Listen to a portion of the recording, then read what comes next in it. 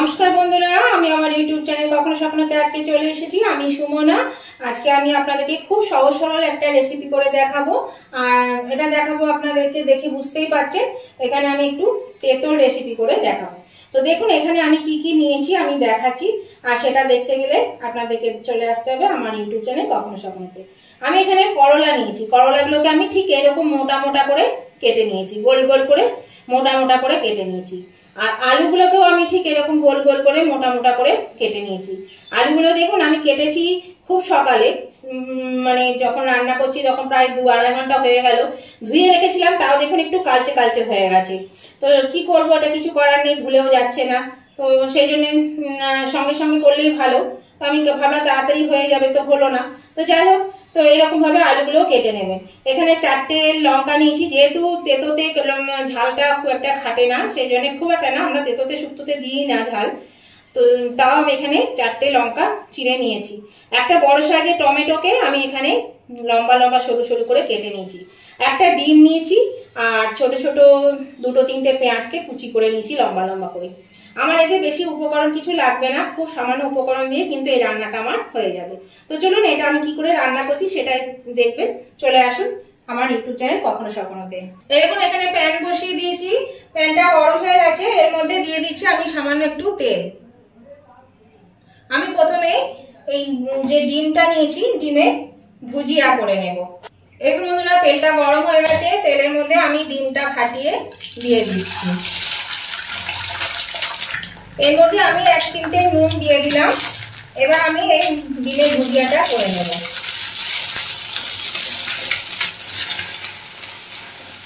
এখানে আমি একটা ডিম দিচ্ছি, আপনারা আপনাদের পছন্দ মতন পরিমাণ মতন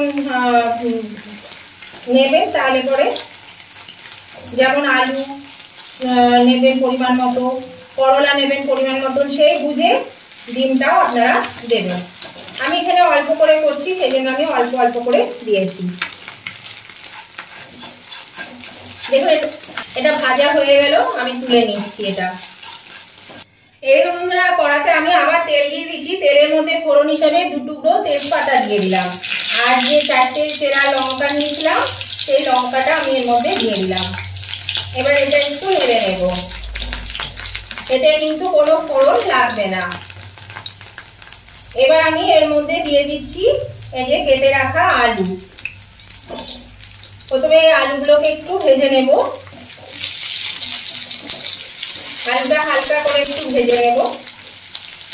এরকম বন্ধুরা আলুটা একটু ভাজা হয়েছে। এবার আমি এর মধ্যে দিয়ে দিচ্ছি উচ্ছে, এগুলো মানে করলা আর কি, উচ্ছে বলুন করলা বলুন যাই বলুন, এগুলো আমি দিয়ে দিচ্ছি এর মধ্যে। এবার আমি এই করলাগুলো দিয়ে ভালো করে ভাজবো। এর মধ্যে দিয়ে দিচ্ছি পরিমাণ মতো নুন, পরিমাণ মতো নুন দিয়ে দিলাম।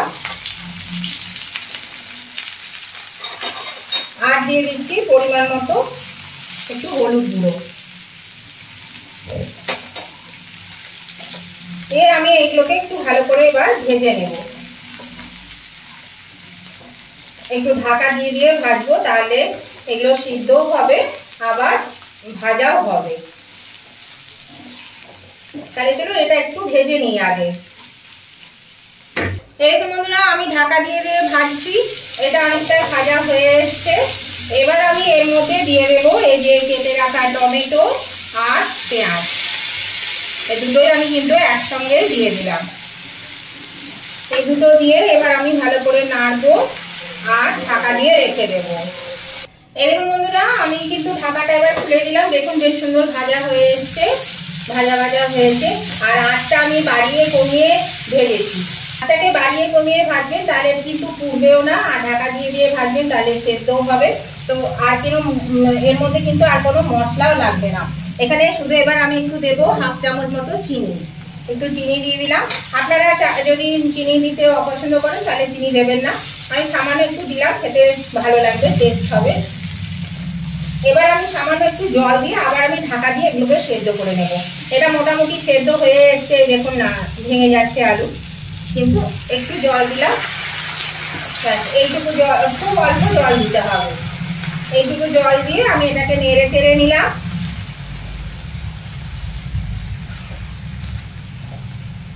এবার আমি এটা ঢাকা দিয়ে দিচ্ছি। এটা মিনিট 10 জন্য ঢাকা দিয়ে দিচ্ছি, সেদ্ধ হয়ে যাবে। এখন বন্ধুরা আমি এটা খুলে দিলাম ঢাকাটা। দেখুন সেদ্ধ হয়ে গেছে, সব সিদ্ধ হয়ে গেছে। দেখুন আলু সিদ্ধ হয়ে গেছে, এখানে করলা সিদ্ধ হয়ে গেছে, খুব সুন্দরভাবে সেদ্ধ হয়ে গেছে। এবার আমি এখানে ডিমটা দিয়ে দিচ্ছি। তো নতুন বন্ধু যারা এখন আমার চ্যানেলটা সাবস্ক্রাইব করেনি তারা কিন্তু অবশ্যই আমার চ্যানেলটা সাবস্ক্রাইব করে আমার পাশে থাকবেন, আর পাশে থাকা বেলটা অবশ্যই ক্লিক করে দেবেন। তাহলে আমি যখনই আমার নতুন নতুন ভিডিও আপলোড করব সাথে সাথে নোটিফিকেশন আপনাদের মোবাইলে পৌঁছে যাবে, আর সবার আগে আপনারা আমার ভিডিও দেখতে পাবেন। আর আমার উভয় বন্ধুদেরকে বলছি, আজকের এই রেসিপিটা যদি আপনাদের ভালো লেগে থাকে, পছন্দ হয়ে থাকে, তাহলে কিন্তু দেখতে দেখতে যদি এখনো লাইক দিতে ভুলে গিয়ে থাকে, অবশ্যই লাইক বাটনটা প্রেস করে দেবেন।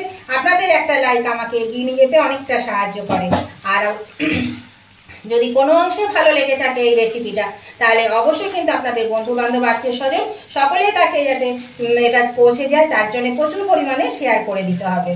আর কেমন লাগলো আজকের রেসিপিটা, খুব সহজ সরল মশলা ছাড়া এই রেসিপিটা আপনাদের যদি পছন্দ হয়ে থাকে, ভালো লেগে থাকে, তাহলে কিন্তু অবশ্যই কমেন্ট করে জানাবেন। কমেন্ট করতে ভুলবেন না, আপনাদের একটা কমেন্ট আমাকে পরবর্তী রেসিপি বানাতে অনেকটা উৎসাহিত করে।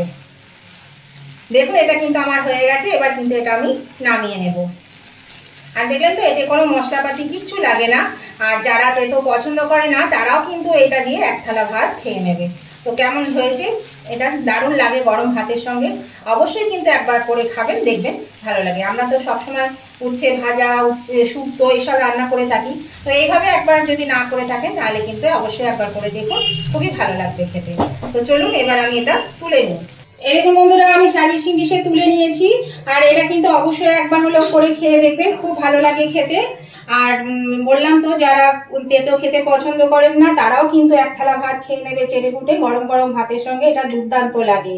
তো কেমন লেগেছে এই রেসিপিটা সেটা জানাতে কিন্তু উভয় বন্ধুরা অবশ্যই লাইক শেয়ার কমেন্ট করে দেবেন। আর নতুন বন্ধুরা এখনো সাবস্ক্রাইব না করে থাকলে অবশ্যই সাবস্ক্রাইব করে আমার পাশে থাকবে। তাহলে আমি আবার নতুন ধরনের ভিডিও নিয়ে চলে আসবো, ততদিন আপনারা ভালো থাকুন, সুস্থ থাকুন। আজকের মতো আমি এখানেই শেষ করলাম, টাটা বাই বাই।